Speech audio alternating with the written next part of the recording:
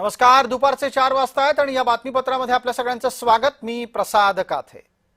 बातमी पहिली आपल्या समोर येतेय ती महादेव मुंडे हत्या प्रकरणाच्या संदर्भातली आहे। या प्रकरणामध्ये एक अत्यंत महत्त्वाची घडामोड समोर येतेय ती म्हणजे नार्को चाचणीचा अहवाल एसआयटीच्या हाती आलेला आहे। सूत्रांनी ही माहिती दिलेली आहे। नार्को चाचणीच्या अहवालातून हत्येचा उलगडा होणार का हा सवाल विचारला जातोय। महादेव मुंडे हत्या प्रकरणातील संशयित आरोपींची नार्को चाचणी करण्यात आली। न्यायालयामध्ये याचा अहवाल उघडला जाईल।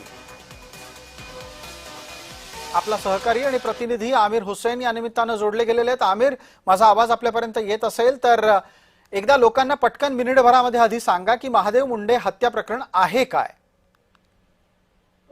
प्रसाद सर, आपण जर बघितलं तर महादेव मुंडे जे हत्या प्रकरण आहे, महादेव मुंडे हे परलीचे रहिवासी आहेत। हे प्लॉटिंगचा व्यवसाय करायचे परलीमध्ये।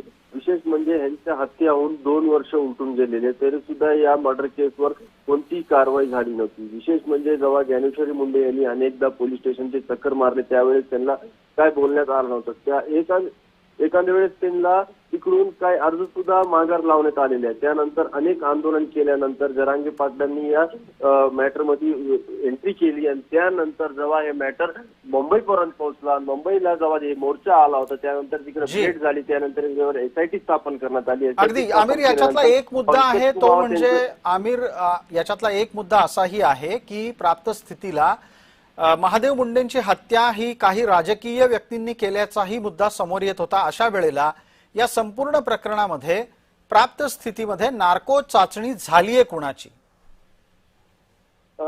नक्कीच प्रसाद सर, आपण जर बघितलं तर नार्को चाचणी जे झालेले आहेत, फक्त आपल्याकडे आकडा आहे, आपल्याकडे स्पष्ट नाव नाहीत की नेमकं कोणाचे तर हे झालेलं आहे, नार्को झालेले आहे किंवा ब्रेन मॅपिंग झालेलं आहे। 14 जणांची ब्रेन मॅपिंग झालेली आहे, आपल्याला सूत्रांकडून माहिती भेटली होती। त्यानंतर त्या 14 मधून 7 लोकांची तर ब्रेन मॅपिंग आणि नार्को टेस्ट करण्यात येणार होती, असं सुद्धा आपल्याला सूत्राकडून माहिती भेटली होती। ऑथेंटिकपणे एसआयटीनी किंवा पंकज कुमारनी आपल्याला कोणताही असा उल्लेख केला नाही की या माणसाची आम्ही ब्रेन मॅपिंग किंवा काही केलेली आहे।